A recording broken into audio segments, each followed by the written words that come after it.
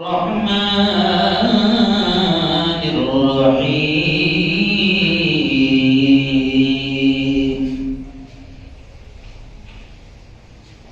وقرن في بيوتكن ولا تبرجن تبرج الجاهلية الأولى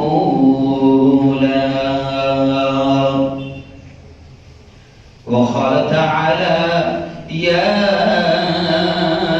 أيها الذين آمنوا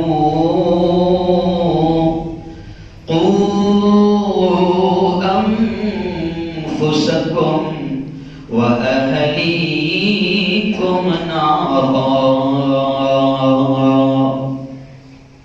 وقال رسول الله صلى الله عليه وسلم الحياء من الإيمان وقال صلى الله عليه وسلم إذا فاتك الحياء فاصنع ما شئت أو كما قال عليه الصلاة والتسليم.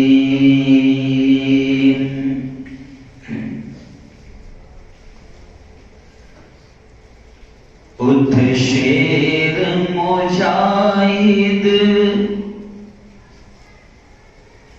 ہوش میں آ تعمیر خلافت پیدا کر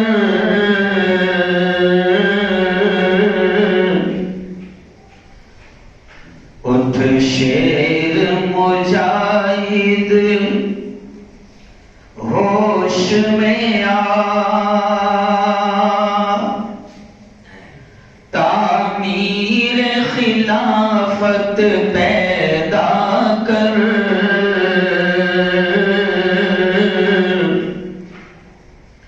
کیوں فرقے فرقے ہوتا ہے اب ایک جماعت پیدا کر تو بھی ترقی دنیا میں اسباب تجارت پیدا کر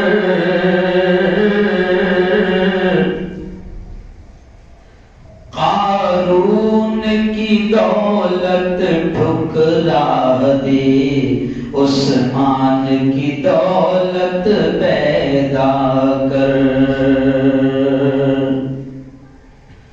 اسلام قدم جب بھرتا ہے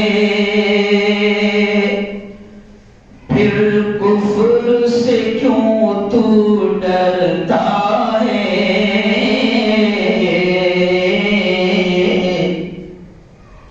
اسلام کا دم جب بھرتا ہے پھر کفر سے کیوں تو ڈرتا ہے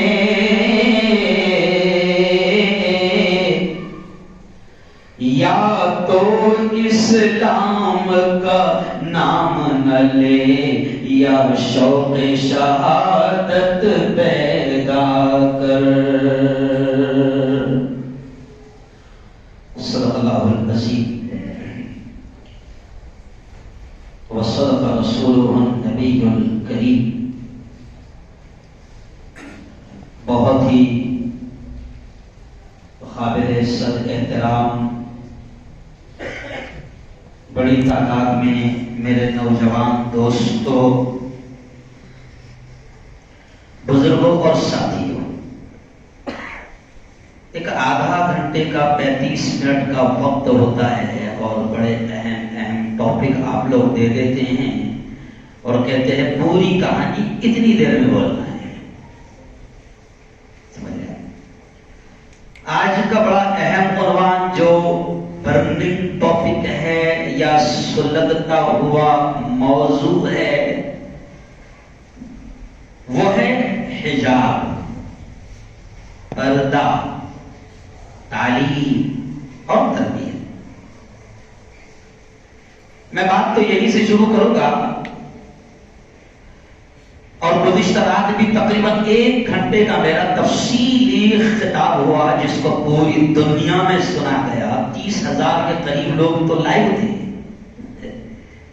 تو کھل کر میں نے بات کی۔ جس کو اور کہیں پورا سننا ہے تو وہ کل بیان آ چکا ہے پورا، اور حکومت نے بھی بڑی محبت کی نظروں سے اس کو سنا، جس کا صبح مجھے اثر بھی نظر آیا اور آنا بھی چاہیے، اور ان اثرات سے کوئی فرق بھی نہیں پڑنا چاہیے۔ اس لیے میں نے شعر پڑھا کہ اٹھ شیر مجاہد ہوش میں آ تعمیر خلافت پیدا کر، کیوں فرقے فرقے ہوتا ہے، اب ایک جماعت پیدا کر تو بھی ترقی دنیا میں اسباب تجارت پیدا کر، قارون کی دولت ٹھکرا دے، قارون کی دولت ٹھکرا دے، عثمان کی دولت پیدا کر، اور اسلام کا دم جب بھرتا ہے پھر کفر سے کیوں تو ڈرتا ہے، یا تو اسلام کا نام نہ لے یا شوق شہادت پیدا کر۔ بھئی 2 چیزیں ہیں۔ اللہ کے حبیب نے فرمایا کہ بزدلی اور ایمان دونوں ایک جگہ جمع نہیں ہو سکتے۔ مومن ہوگا تو بزدل نہیں ہوگا، بزدل ہوگا تو ارے بولو زور سے بولو، بزدل ہوگا تو مومن نہیں ہوگا۔ ایکچوئل میں اپنوں کو اسلام میں سیکولر چاہیے۔ کیا چاہیے؟ سیکولر اسلام اپنوں کو چاہیے، اوریجنل اسلام نہیں چاہیے۔ یہ جو حالات آ رہے ہیں اس کی وجہ یہ ہے کہ ہماری ایمان کی باتیں بھی یہ زبان تک کر رہے، زندگی اللہ گیا، مات اللہ گیا، نفع اللہ گیا، نقصہ ایسا بولتا جیسا کیا مضبوط ایمان ہے۔ لیکن ہر شخص یہ چاہتا ہے کہ خراج بھی نہیں آنا اور جہاد بھی ہو جانا۔ کیا نہیں آنا؟ خراج بھی نہیں آنا اور جہاد بھی ہو جانا۔ تو میں بات یہی سے شروع کروں گا کہ یہ باولے چالے اسلام میں نہیں چلتے، ہے نا۔ میرے استاد محترم کہتے تھے کہ یا تو پورا تیتر بن جا، نہیں تو پورا بٹیر بن جا، آدھا تیتر اور آدھا بٹیر ارے بولو نہیں چلے گا۔ تو آئیے خیر، بڑا اہم موضوع ہے، میں بات یہیں سے شروع کروں گا کہ ہم ایمان والے ہیں، اور ایمان والوں کو بار بار بار بار یہ تعلیم دی جاتی ہے، اور 5 مرتبہ اذان کے ذریعے سے یہ اعلان کیا جاتا ہے اللہ اکبر اللہ اکبر، کہ دیکھ اللہ ہی سب سے بڑا ہے، اللہ ہی سب سے بڑا ہے۔ تو دنیا میں آیا، جب دنیا میں آتے ہی پہلے تیرے کان میں پھونک دیا گیا، جب تجھے سمجھتا بھی نہیں تھا اسی وقت اسلام نے کہہ دیا تھا کہ KG میں جانے سے پہلے، اسکول میں جانے سے پہلے، پری پرائمری میں جانے سے پہلے، جونیئر میں جانے سے پہلے، ماں کی گود میں آتے ہی اسلام نے سکھا دیا کہ بچہ جیسے ہی آئے گا تو اس کے کان میں پھونک دینا کہ دیکھ دنیا کی کوئی طاقت بڑی نہیں ہے، میرے پیارے تو دنیا میں آیا ہے تو سن لے اللہ اکبر، اللہ ہی سب سے بڑا ہے۔ کیا پیاری اسلام کی تربیت ہے۔ اسلام کی تعلیم اور تربیت پر کبھی غور تو کیا جائے۔ دنیا کا ہر سماج یا بڑے سے بڑا فلاسفر، بڑے سے بڑا پڑھا لکھا آدمی، وہ 3 سال سے پہلے، اور ابھی زیادہ ترقی ہو گئی تو 2 سال سے پہلے وہ بولتا کہ 2 سال سے پہلے اسکول بھیجنے نہیں، پہلے بھیجتے تھے 5ویں میں، نہیں سمجھا؟ پہلے کب بھیجتے تھے؟ 5 سال کا، ابھی وکاس ہو گیا ہے تو ابھی کب سے بھیجتے ہیں؟ ارے بولو 2 سال۔ دنیا 2 سال کے بعد تعلیم کی بات کرتی ہے، پڑھانے کی بات کرتی ہے، شکشا کی بات کرتی ہے، ایجوکیشن کی بات کرتی ہے، لیکن اسلام کہتا ہے وہ بولے 2 سال نہیں، ماں کی گود میں آتے سے اس کو ایجوکیشن، تعلیم، تربیت شروع کر دے، اور ماں کی گود میں آتے ہی سب سے پہلے اس کو پڑھا دے، اس کو بتا دے، اس کو سکھا دے، کان کے ذریعے سے اس کے دل اور دماغ میں بھر دے کہ دنیا میں آ رہا ہے، بہت بڑی بڑی حکومتیں آئے گی، بڑی بڑی سلطنتیں آئے گی جو تجھے ڈرانے کی کوشش کریں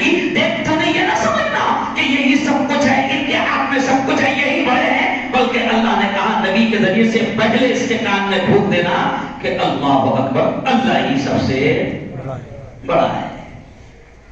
اور اس اللہ اکبر کا پاور کتنا خطرناک ہے، تب 3 دن پہلے دنیا نے دیکھ لیا. نہیں سمجھا؟ ویسے باولے نعرے نہیں ہو، نعرے تکبیر، لارے تکبیر. اللہ اکبر اگر روح، ایمان، اخلاص، پاور سے اگر لگایا جائے تو پھر سینکڑوں درندے اور کتے اور سینکڑوں باطل کے ایوان میں ایسا زلزلہ طاری ہو جاتا ہے. ایک اگر بیٹی بھی اگر اللہ اکبر کا نعرہ لگاتی ہے ایمان اور اخلاص کے ساتھ تو سینکڑوں جوان درندے آتنکوادی بھی ہٹنے پر مجبور ہو جاتے ہیں. وہ ہے تاثیر اللہ اکبر کی. کل میں نے نظم بھی پڑھا، کل کے بیان کو سن لینا پوری کی پوری کہ اللہ اکبر کی تاثیر کیا ہے اور تکبیر کی تاثیر کیا ہے. آؤ میرے بھائیوں، آج میں آپ کو یہ شارٹ وقت میں بتاؤں گا کہ دیکھو دنیا آج حجاب کی بات کر رہی ہے، پردے کی بات کر رہی ہے. میں نے کل ہندو بہنوں سے بھی بات کیا، ہندو بیٹیوں سے بھی بات کیا، کالج میں گیا، ہاسپٹل میں کام کرنے والی ہندو بہنوں سے، گیتا سے بات کیا، اور بھی ہندو بہنوں سے بات کیا. وہ بھی میں آپ کو شارٹ میں بتاؤں گا. لیکن پہلے اہل ایمان کو یہ پیغام دے دوں کہ پہلے دل اور دماغ میں اس بات کو بٹھاؤ کہ جو ہمارا خالق ہے، جو ہمارا مالک ہے، اس نے ہم کو ایک ایسی کتاب دی ہے اور اس کو سمجھانے والا ایک ایسا نبی دیا ہے کہ جس پر ہمارا یہ ایمان ہونا چاہیے کہ اس کے علاوہ دنیا اور آخرت میں کامیابی کا کوئی اور دوسرا راستہ ہے ہی نہیں. پہلے ہمارا یہ ایمان ہونا چاہیے، کیونکہ ہمارا ایمان پہ ڈاواڈول ہے. اس لیے کوئی بھی آ رہا اور گھنٹے کے جیسا بجا رہا، ارے بولو چلے گا، کیونکہ تو ہی گڑبڑ ہے نا، تو ہی ڈول ہے. تجھے کیا، تو کیا سمجھتا ہے کہ صرف رمضان آ گیا روزے مسلمان، پیسہ آ گیا حج مسلمان، پیسہ آ گیا سال میں ایک بار زکات دینا ہے مسلمان کی پہچان ہے نا، اور مسجد میں آ رہا تو ٹوپی پہننا اور باہر نکالنے سے پہلے رکھ کر چلے جانا مسلمان. نہیں، عبادت بہت تھوڑی ہے اسلام میں، کتنی سی ہے، لمیٹیڈ ہے عبادت. نماز دن میں کتنی؟ 5. زکات سال میں ایک بار. حج زندگی میں، ارے بولو نا، ایک بار. تو لمیٹیڈ ہے عبادتیں، وہ بھی پوری نہیں کرتا. ابھی زیادہ پڑھا لکھا ہو گیا تو نفل چھوڑ کے بھاگ جاتا کیونکہ مسئلہ معلوم ہو گیا ہے. نفل پڑھو تو ثواب، نہیں پڑھے تو ایسا کوئی کچھ ایسا مسئلہ نہیں ہے. ہوشیار ہو گئے نا، اپنے ماں باپ نے اپنے کو پڑھا دیے نا. یارو اسلام کو سمجھو، اس کی تاثیر کو، اس کی تعلیم کو سمجھو. آؤ حجاب آج پوری دنیا کو سمجھ میں آ گیا. ایک سننے دیکھیے قرآن کی ایک آیت مولانا کیا ہے، وَمَكَرُوا وَمَكَرَ اللَّهُ وَاللَّهُ خَيْرُ الْمَاكِرِينَ. وہ مالک کہتا ہے یہ چال چلتے ہیں، یہ منصوبے بناتے ہیں، یہ سازشیں کرتے ہیں، یہ پلان بناتے ہیں، لیکن اللہ کہتا ہے یہ بھول جاتے ہیں کہ وَاللَّهُ خَيْرُ الْمَاكِرِينَ. سب سے بہترین پلانر، سب سے بہترین آئیڈیا کسی کے ہاتھ میں ہے تو وہ کس کے ہاتھ میں ہے؟ اللہ کے ہاتھ میں. یہ پلان بناتے ہیں، اللہ سارا فیل کر دیتا ہے، اللہ سارا فیل کر دیتا ہے. بلکہ میں تو باقاعدہ ٹوچ کے حکومت کو بول رہا ہوں کہ کورونا بھی کیوں آیا تھا معلوم؟ بدماشی تم نے کرے تھے، بدماشی تم نے کرے تھے. 1 سال تک کہ ہم چیخ رہے تھے، چلا رہے تھے کہ ہم نہیں گئے، نہیں گئے، نہیں جائیں گے، نہیں جائیں گے، تو تمہارے شیطان کا نہیں نکال کے رہیں گے، نکال کے رہیں گے. تو میں نے کہا اللہ میں نے کورونا لا دیا. جو تم ملک سے نکالنے کی بات کر رہے تھے اللہ نے کورونا لایا. اب تم ہاتھ جوڑ کر ہر موبائل میں یہ کہہ رہے کہ کیا اپنے گھروں سے باہر نہ نکلیں. نہیں سمجھا؟ یہ سمجھا رہا ہوں میں آپ کو کہ یہ کیا جانے اللہ کے پلان، یہ کیا جانے اللہ کے منصوبے کہ جس ایمان والے کو تم ملک سے نکالنے کی بات کر رہے تھے اللہ نے چھوٹا سا نہ دکھنے والا وائرس بھیجا.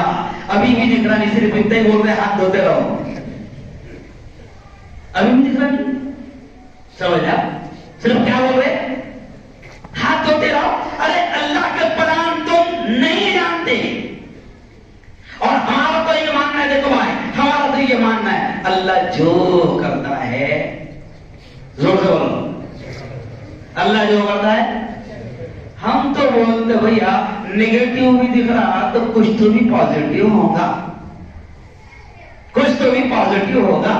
میرے بھائی مولانا بشیر الدین ندوی مرحوم بڑے عالم تھے میرے بھائی، تو میرے بھائی ایک جملہ کہتے تھے، میرے بھائی مولانا بشیر الدین ایک جملہ کہتے تھے کہ اللہ کے فیصلے، دیکھو جملہ سننا، وہ کہتے تھے اللہ کے فیصلے طبیعت کے خلاف ہو سکتے ہیں لیکن اللہ کے فیصلے مصلحت کے خلاف نہیں ہوتے. اللہ کے فیصلے اپنے دماغ کے خلاف ہو سکتے ہیں، اپنی طبیعت کے خلاف ہو سکتے ہیں، لیکن اللہ کے فیصلے مصلحت کے خلاف نہیں ہوتے. وہی جانتا ہے کہ اس کے پیچھے کیا حال ہے. تو میں نے کل بھی کہا کہ واہ واہ، ایمان والوں کو جگانے کے لیے بھی کچھ چیزیں ضروری ہے، اور اللہ شیطانوں سے بھی کام لیتا ہے. کبھی کبھی جگانے کا کام اللہ کس سے لیتا؟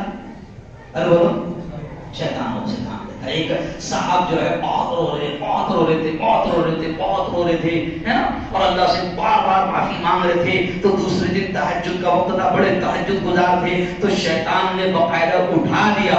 انہوں نے پوچھا بھائی تو کون؟ تو کہا کہ میں شیطان. تو کہا یہ کام کب سے بدل دیا تو نے؟ تہجد میں اٹھانے کا کام کب سے کر رہا؟ بولے کوئی میں بڑا اچھا کام نہیں کر رہا میں، وہ دیکھو سلا دیا تھا کل تو اتنا رویا تو کہ اللہ نے ہزاروں تہجد کا ثواب دے دیا، اس لیے اٹھانا ہے. سیدھا اٹھ پڑھ ایک کچھ لے، نہیں سمجھا؟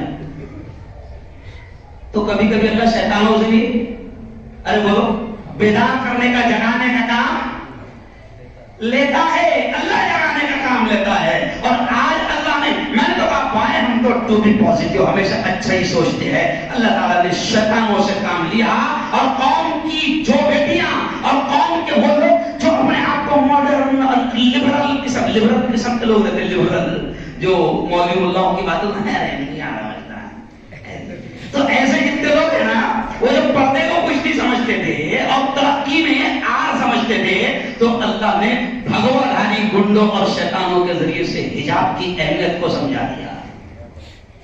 اور کل میں نے حکومت سے بھی یہ کہا، CID ڈپارٹمنٹ سے بھی یہ کہا کہ میری خود کی بیٹی 13 سال کی ہے. میں نے سوچا بھی نہیں تھا کہ ابھی اس کو پردہ پہنانا ہے. جب 10ویں میں جائے گی، جب دیکھیں گے پردہ وردہ پہنا کے بھیجیں گے، تو کل اس نے ضد کر کے خود ہی پہن گئی. سمجھ گئے اشارہ سمجھ رہے ہیں؟ قوم کو ہم حجاب کے بارے میں سمجھاتے تھے، سمجھ میں نہیں آتا تھا.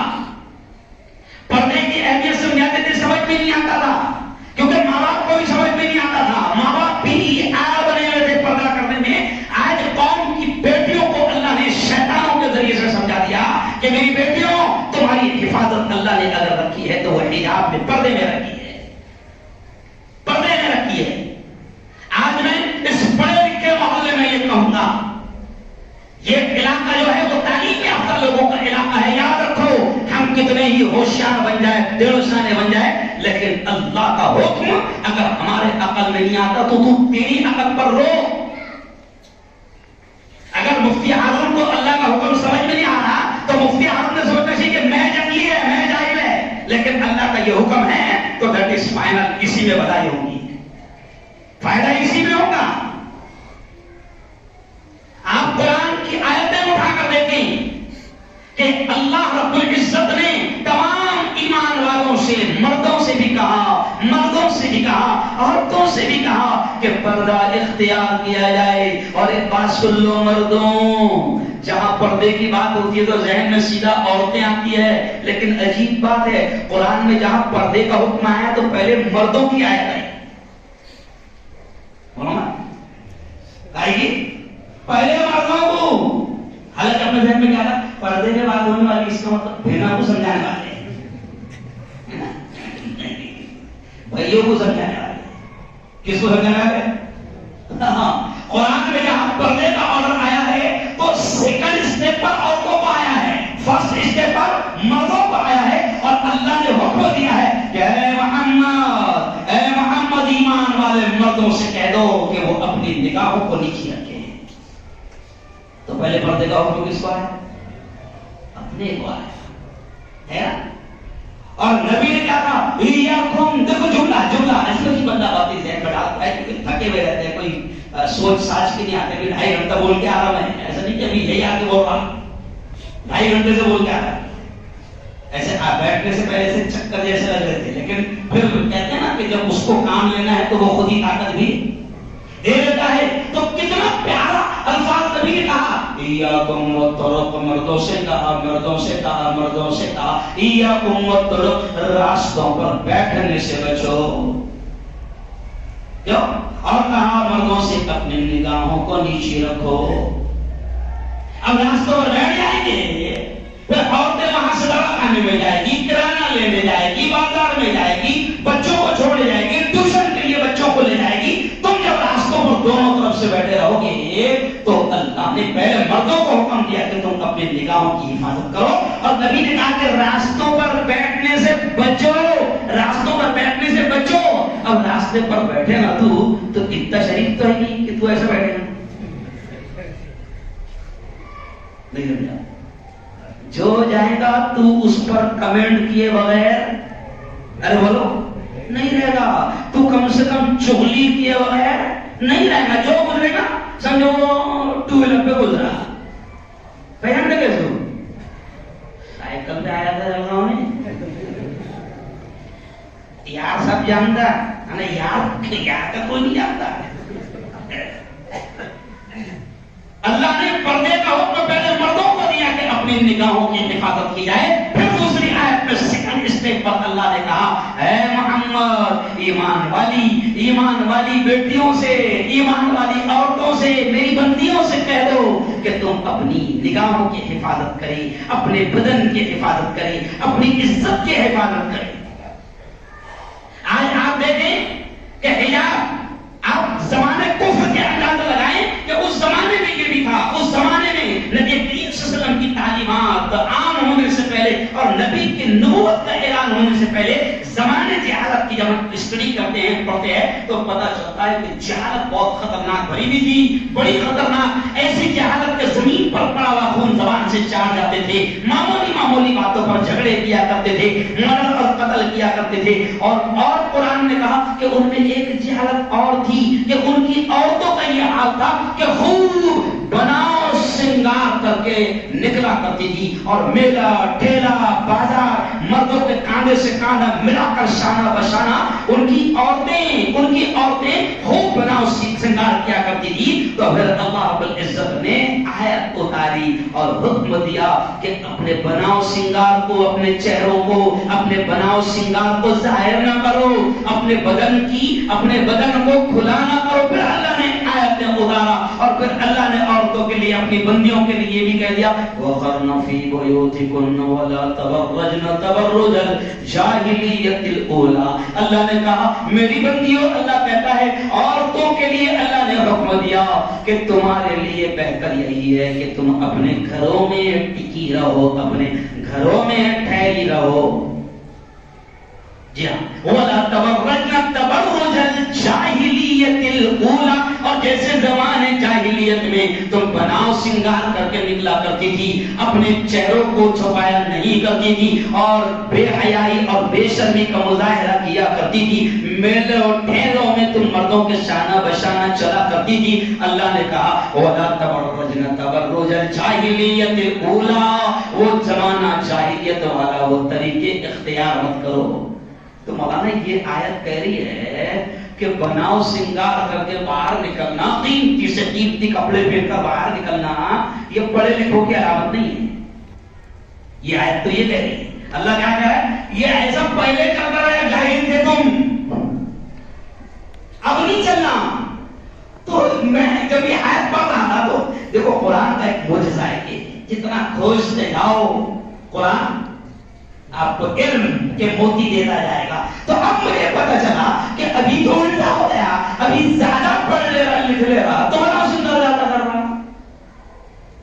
غریب کی عورت کو اگر کسی کی شادی میں بھی جانا ہے، پردہ نہیں کرنا ہے، تو غریب کی عورت 300 میں ڈریس پہن کر بناؤ سنگار جو بھی اس کی حیثیت ہے وہ کر لے گی، لیکن مالدار کی 30,000 کا پہن لی، قیمتی سے قیمتی ہار پہن لی، قیمتی سے قیمتی زیورات پہنے گی، بالکل منع نہیں کیا اسلام نے، بالکل منع अगर सोने के कीमती से कीमती हार पहने हुए हैं और जेवरात पहने हुए हैं तो फिर उसको छुपा के क्या फायदा रहेगा?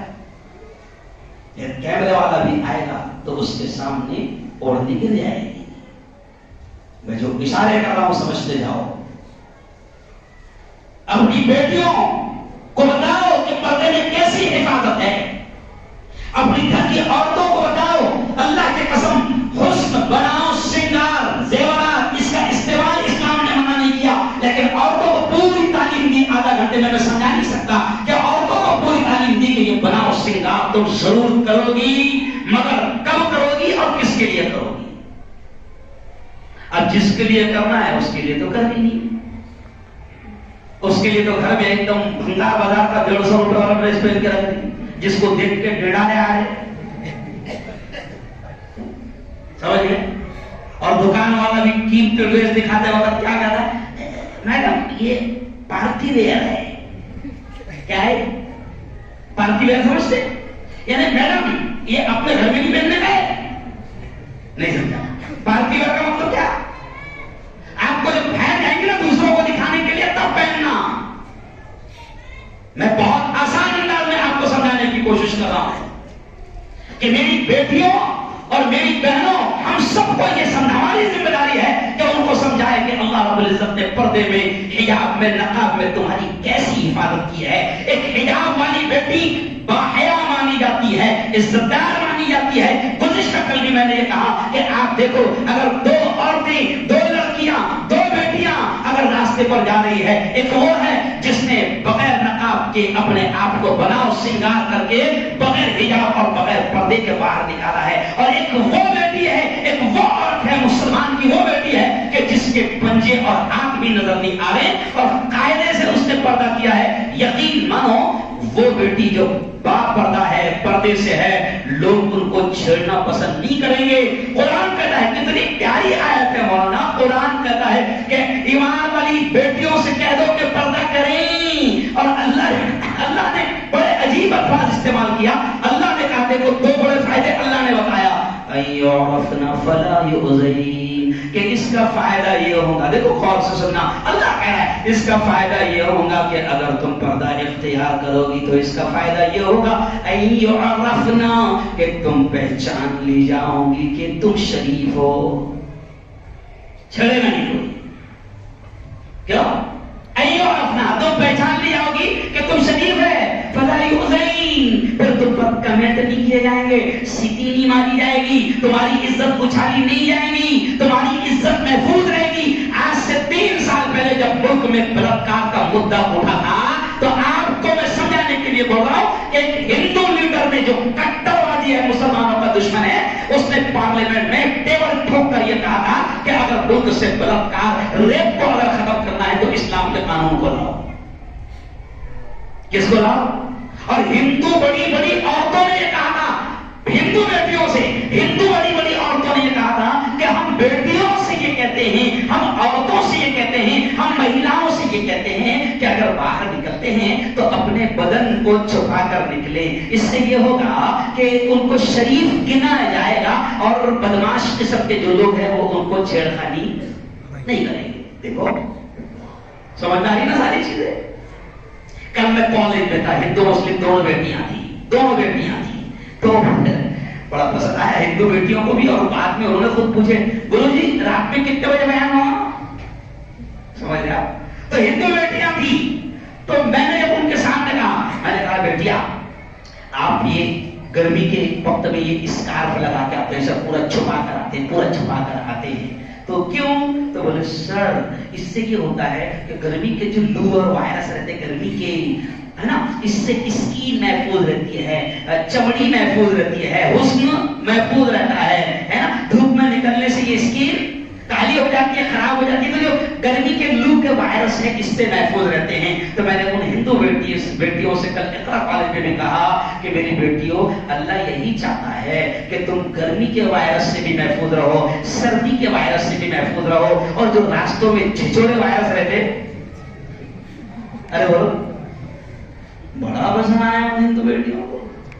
फिर मैंने कहा ایک بات بتاؤ، میں نے ہندو بیٹیوں سے کہا ایک بات بتاؤ، اگر آپ کو مارکیٹ میں اللہ نے قدرت نے پھل جو اچھے پھل جو انسان پسند کرتا ہے، تو اللہ نے ہر اچھے پھل کو قیمتی پھل کو باقاعدہ کور لگا کر دیا ہے. میں نے اگر آپ مارکیٹ میں گئے تو دکان والے نے آپ کی سیوا کرنے کے لیے کیلے چھیل کے رکھا، دو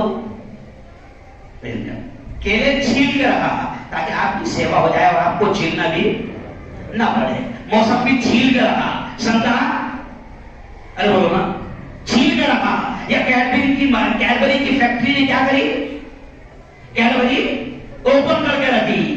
تو لوگ کیا نہیں سر وہ تو اگر اس کو کھول دیا جائے تو دھول مٹی اور وائرس، پہلے تو وائرس کتنے لگ رہے ہیں سر، ہے نا، تو وائرس وہ سب کھلا بنا تو وہ لگ جائیں گے. اور کیڈبری کو اگر کھول دیا جائے تو 5 منٹ کے اندر کیڑے مکوڑے سب پہ لگ جائیں گے. تو میں نے کہا اللہ نے یہی تو سمجھایا کہ ہر قیمتی چیز کو میں تمہیں ڈھانپ کر دے رہا ہوں اور وہ اسی میں محفوظ رہے گی. اگر اس کو کھول دیا جائے، اگر وہ اس کو کھول دیا جائے تو پھر وہ ختم ہو جائے گی، خراب ہو جائے گی. تو اللہ نے بھی کہا او میری بندیو، میں نے تم کو عورت بنایا ہے. پھر میں نے گزشتہ کل کے بیان میں رگوید کو بھی سمجھایا، مہابھارت کو بھی سمجھایا، رامائن کو بھی سمجھایا کہ کتنی ہندو دھرم میں باقاعدہ جیسا قرآن میں عورتوں کے لیے پردے کا حکم آیا ہے، ویسے ہی ہندوؤں کے کتابوں میں بھی باقاعدہ پردے کا حکم آیا ہے.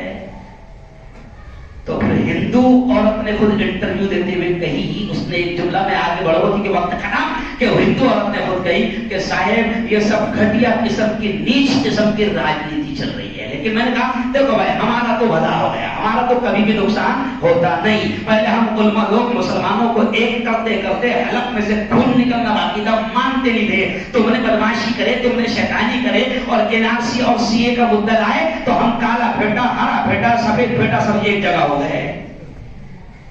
تو بھائی تم تو جو بھی بدماشی کرتے تو ہمارا فائدہ تو ہوتا. ابھی تم نے نئی بدماشی کرے حجاب کی تو آج میری 13 سال کی بیٹی بھی گئی کہ تمہیں حجاب ارے بولو پہنو گی. تو آج مسلمان بیٹیوں کو حجاب کی اہمیت سمجھ میں آ رہی ہے. لیکن اب ختم کرتے کرتے میں آپ سے کہوں گا کہ میرے بھائیوں، یہ مردوں کی ذمہ داری ہے کہ اپنے گھر کی عورتوں کو پردے کا حکم دیں. اللہ نے کہا مردوں کی ذمہ داری ہے کہ اپنے گھر کی بیٹیوں کو، میں بڑے افسوس کے ساتھ کہہ رہا ہوں، ایک جملہ یاد آ گیا کہ ایک بیٹی مجھے ملی جو میرے پاس مدرسہ پڑھتی تھی اور بہت دیندار گھرانے کی بیٹی تھی اور بڑی باحیا قسم کی بیٹی تھی. بڑی عجیب چیز خدا نے ذہن میں ڈال دیا گیا ہو کہ بڑی پردہ کرنے والی بیٹی باحیا قسم کی عورت تھی.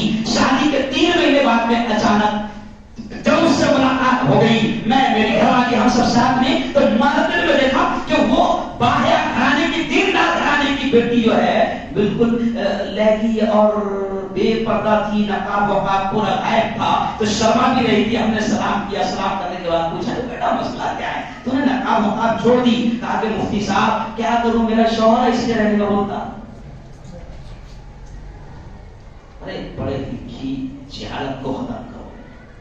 جب شوہر اپنی بیوی سے کہے گا کہ تو مجھے بے پردہ اچھی لگتی ہے، ننگی اچھی لگتی ہے، بے حیا اچھی لگتی ہے، بے شرم اچھی لگتی ہے، تو بتاؤ پھر وہ عورت کیا کرے گی؟ مرد کی ذمہ داری ہے کہ وہ اپنی بیوی کو، اپنی بیٹی کو، اپنی ماں کو، اپنی بہن کو وہ پردے کا حکم دے، ان کو تعلیم دے. اسی لیے اکبر الہآبادی جو بڑے شاعر تھے، انہوں نے برسوں پہلے کہا تھا، جیسے مردوں کی ذمہ داری، تو انہوں نے برسوں پہلے کہا تھا کہ بے پردہ نظر آئیں جو چند بیویاں، چند عورتیں بے پردہ جب مجھے دکھی تو اکبر کہتے ہیں کہ بے پردہ نظر آئیں جو چند بیویاں، اکبر زمین غیرت قومی سے گل گیا. یعنی اکبر کہتے ہیں کہ میں مارے شرم کے مسلمان عورتوں کو جب میں نے بے پردہ دیکھا تو میں شرم کے مارے زمین میں گل گیا. بے پردہ نظر آئیں جو چند بیویاں، اکبر زمین غیرت قومی سے گل گیا. پوچھا، اکبر کہتے ہیں پوچھا جو ان سے آپ کا پردہ کدھر گیا؟ کہنے لگی وہ عورتیں، کہنے لگی وہ عقل پہ مردوں کی پڑ گیا. یعنی اکبر کہتے ہیں کہ وہ عورتوں نے مجھے جواب دیا کہ ہمارا پردہ ہمارے گھر کے مردوں کی عقل پہ پڑ گیا، اس لیے ہم نے پردہ ہے. تو اپنی عقلوں کے پردے کو ہٹاؤ. بیٹیوں کی سرکشا جیسے اللہ نے کہا کہ حجاب میں ہوگی، نقاب میں ہوگی، اسی میں ہماری اور آج دنیا اس کو مان رہی ہے، دنیا اس کو قبول کر رہی ہے، اور یہ جو کچھ بھی چل رہا ہے یہ صرف گھٹیا سیاست ہے، اس کے علاوہ کچھ نہیں ہے۔ لیکن آخری بات یہ کہوں گا کہ تعلیم بچوں کی ہمارے ہاتھ میں ہے، تربیت بچوں کی ہمارے ہاتھ میں ہے۔ بلکہ ایک جملہ اور مجھے یاد آ گیا کہ اب تو مسلمانوں، اب تو یہ سمجھ میں آ گیا ہوگا کہ چھوٹے چھوٹے محلوں میں 1-1 کروڑ کی مسجد بناتے ہو، کاش کہ تم نے بیٹیوں کی تعلیم کے خود کے ادارے بھی بنا لیے ہوتے۔ بہت بڑا اشارہ کر رہا ہوں، اس کا تفصیل کا میرے پاس موقع نہیں ہے۔ میں علماء سے بھی کہہ رہا ہوں، کل میں نے ہمارے علماء سے بھی کہا، پورے ہندوستان کے علماء سے، کہ جہاں مسجد بنانے کی فضیلت بتاتے ہو وہیں پر اب اپنی بیٹیوں کی تعلیم کا انتظام ہم خود کر سکیں، تاکہ ہم کو غیروں کا محتاج نہ رہنا پڑے کہ وہ غیر ہم کو یہ کہنا نہیں ہماری اسکول میں ایسا ڈریس کوڈ ہے، ایسا ہی یونیفارم ہے، ایسا ہی آنا پڑے گا۔ ارے وہ غیروں کے محتاج کیوں رہتے ہو؟ جیسے مسجدوں میں چھوٹے چھوٹے محلوں میں 1-2 کروڑ کی مسجدیں بنا رہے ہو، ایسے ہی مسلمانوں آج تم کو یہ جگا رہے ہیں، بیدار کر رہے ہیں کہ جاگو اٹھو۔ آج تم کے تمہارے سمجھ میں آنا چاہیے کہ تم خود اپنی قوم کی، اپنی نسلوں کی بیٹیوں کی حفاظت کا اور ان کی بہترین تعلیم کا انتظام کرو۔ میں بہت بڑا جملہ کہہ رہا ہوں کہ اگر تمہارے ادارے ہوگے، مسلمانوں کی اسکولیں ہوگی، مسلمانوں کے ادارے ہوگے، مسلمانوں کے کالجز ہوگے، تو انشاءاللہ ڈریس کوڈ ہم بنائیں گے، ڈریس کوڈ یونیفارم ہم مسلمان طے کریں گے، تو انشاءاللہ ہم یہ طے کریں گے کہ ہماری بیٹیاں حجاب میں آئیں گی۔ پھر کون روکے گا ہمیں؟ لیکن جب ان کے محتاج ہے تو پھر وہ اسکرٹ پر بلا رہے ہیں تو تم خود چھوڑ کر آ رہے ہو اسکرٹ پہنا کر۔ پھر وہ 15 اگست اور 26 جنوری میں کلچرل پروگرام کے نام پر تمہاری بیٹیوں کو ڈانس کروا رہے ہیں، تم مجبور ہو، کچھ نہیں کر سکتے۔ میں بہت بڑا اشارہ کرتا ہوں، اس لیے آج کا عنوان کہ تعلیم تربیت کے سب ہمارے ہاتھ میں، اس لیے وہ آیت سنا کر بات سمیٹوں گا کہ اللہ نے خود کہا یا ایھا الذین آمنوا قوا انفسکم واہلیکم نارا۔ اللہ بڑے پیار سے کہتا ہے اے ایمان والو، اے ایمان والو، بچاؤ اپنے آپ کو اور اپنے گھر بار والوں کو جہنم کی آگ سے۔ یہی تو ہے جہنم کی آگ سے، خود کو بھی بچاؤ، خود کو بھی بچاؤ جہنم کی آگ سے، اور اپنی نسلیں، ہماری بیٹیاں، ہمارے بیٹے، ہماری بیوی، ہمارا پریوار، ہمارا خاندان، ہمارا گھرانہ، میری بیٹیاں کیسے بچائیں، میری بہنیں کیسے بچائیں، میری مائیں کیسے بچائیں، میری خالہ، میری پھوپھو کیسے بچائیں، میری اولاد، میری نسل کیسے بچائے۔ اللہ کہتا ہے اپنی نسلوں کو بچانے کا انتظام کرو، اور آج اللہ موقع دے رہا ہے۔ مسجدوں کا انتظام کرتے ہو، ویسے ہی اپنے تعلیمی اداروں کا انتظام کرو۔ اور یارو آخری بات کہوں گا کہ دیکھو اب حالات ایسے بن رہے ہیں، ہے نا، اب حالات ایسے بن رہے ہیں کہ اب بھی اگر ہوش کے ناخن نہ لیں اور اب بھی اگر انتشار اور اختلاف، ہے نا، نہ چھوڑیں تو پھر اس سے زیادہ برے دن آئیں گے۔ میں اتنا ہی کہوں گا کہ اپنی بیٹیوں کو جتنا بچا سکتے ہو بچاؤ، ورنہ پھر ایک وقت ایسا آتا ہے کہ پھر کبھی ہم نے یہ سوچا نہیں تھا، مولانا یہ کہتے ہوئے شرم آ رہی ہے، کبھی ایمان والوں نے یہ سوچا نہیں تھا کہ مسلمان کی بیٹیاں عدالت میں جا کر خود اپلیکیشن دے گی کہ میں اپنی مرضی سے اسلام اور ایمان چھوڑ رہی ہوں، اور کبھی ہم نے یہ سوچا نہیں تھا کہ مسلمان کی بیٹیاں یہ کہے گی کہ میں اپنی مرضی سے کسی رمیش اور پرکاش کی زندگی کا حصہ بن رہی ہوں۔ آج وہ دن بھی ہم کو دیکھنے مل رہا ہے، اور ایسے ماحول میں بھی اگر ہم بے خبر رہیں تو ہم سے زیادہ نادان اور بے وقوف اور جاہل کوئی نہیں ہو سکتا ہے۔ ہم اپنے آپ کو دنیا کی 10 کتابیں اور 2-4 ڈگریاں لے کر پڑھے لکھے سمجھ سکتے ہیں، لیکن حقیقت میں ہم سے بڑا جاہل کوئی نہیں ہو سکتا ہے۔ اس لیے ہمیں بہت کچھ سوچنا پڑے گا۔ انشاءاللہ پھر آؤں گا میں، کون سبھی معراج شاید دیا ہوں آپ لوگوں کو، تو جب میں آؤں گا، جب 1.5-2 گھنٹے کا بیان ہوتا ہے تو بہت ساری چیزیں کہوں گا، لیکن آج آپ سے اپیل کر رہا ہوں کہ اپنے مدارس کا، اپنی اسکولوں کا، اپنے کالجوں کا انتظام کرو، اور یہ بھی کہوں گا کہ جو مسجدیں ہیں نا ابھی آگے چل کے یہ سب ٹارگٹ کرنے کی کوششیں ہوگی، لیکن اللہ کا شکر ہے مسجد کس کا گھر ہے؟ زور سے بولو، اللہ ہی ہر طرح سے حفاظت کرے گا۔ لیکن مساجد کے ذمہ داروں کو بھی ہم پورے ہندوستان میں، کیونکہ میں سب جگہ جا رہا ہوں تو پورے ہندوستان میں یہ کہہ رہا ہوں کہ جو کچھ بھی اپنی اپوائنٹمنٹس وغیرہ رہتے ہیں وہ ہر طرح سے کلیئر رکھو، ہر طرح سے کلیئر رکھو. اور آج مسلمانوں میں آپ سے کہہ رہا ہوں کہ دیکھو یہ مسجدیں جو ہے نا، یہ مسجدیں جو ہے یہ گورنمنٹ کی خیرات اور بھیک پر نہیں چلتی ہے. مولانا علی ندوی میرے استاد زندہ تھے جن کے لیے کعبہ کھولا جاتا تھا. اللہ نے وہ مقام دیا تھا کہ جن کے ہاتھ میں کعبہ کی چابی بھی دی جاتی تھی، وہ مقام اللہ نے دیا تھا. اس زمانے میں 50 سال پہلے حکومت یہ کہتی تھی کہ مولانا ہم مسجدوں کو اور مدرسوں کو گرانٹ دینا چاہتے ہیں، پیسے دینا چاہتے ہیں. تو اس وقت مولانا علی میاں کہتے تھے ہمیں اپنی چٹائیوں پر رہنے دو، ہمیں اپنی دال روٹی میں رہنے دو. مولانا کو اللہ نے بڑا دور کا علم دیا تھا. وہ سمجھتے تھے آج کیا ہوا، جن اداروں کو گورنمنٹ نے یو پی بہار میں گرانٹ دی 5-10 سال کے بعد میں وہ ادارے گورنمنٹ کے ہو گئے. میں بہت بڑا اشارہ کر رہا ہوں. تو یہ مسجدوں کی حفاظت کرو، ان مسجدوں کو سمجھو. میں آج آپ سے میں دل سے آپ سے اپیل کر رہا ہوں، ہر جگہ یہ اپیل کر رہا ہوں کہ مسجدوں کے اخراجات، مسجدوں کے اخراجات کا پورا خیال رکھو. ایک امام، ایک مؤذن، مسجد کا خادم، ان کا پورا خیال رکھو. اور جیسے آج ایک ABCD پڑھانے والا، A for Apple پڑھانے والا 20-25-30 ہزار پیمنٹ لے رہا ہے، تو ہم کبھی کیوں یہ نہیں سوچتے کہ ہمارے امام کو کبھی ہم بہتر انتظام کریں اور اللہ کے گھر کا ہم بہتر انتظام کریں. آج میں آپ سے کوئی چندہ کرنے کی بات نہیں کر رہا ہوں، لیکن آپ کو فکر دلا کے جا رہا ہوں کہ ہر آدمی مسجد میں پابندی سے ہر مہینے دیں، جتنی اس کی طاقت ہے دیں، تاکہ مسجد کے کاروبار آرام اور سکون سے چلے اور ہمارے مسجد کے خادم بھی خوش رہے. ہر آدمی نہیں، مجھے نہیں معلوم آپ کے یہاں کا کیا ہے، کوئی 500 دیتا ہوں گا، کوئی 1000 دیتا ہوں گا مہینے کا، لیکن پابندی سے دیں. اور جب نہیں دیتے ہوں گے، آج میں آپ سے اپیل کر رہا ہوں کہ دینے کی عادت ڈالو، دینے کی عادت ڈالو، دینے کی عادت ڈالو. سخاوت ایمان کا اور اسلام کا حصہ ہے، دینے کی عادت ڈالو. اچھا ایک بات میں آپ سے پوچھتا ہوں کہ کون کون پابندی سے دیتا ہے اس مسجد کو مدد کرتا ہے؟ تھوڑا سا ہاتھ اٹھا کے بتا دو.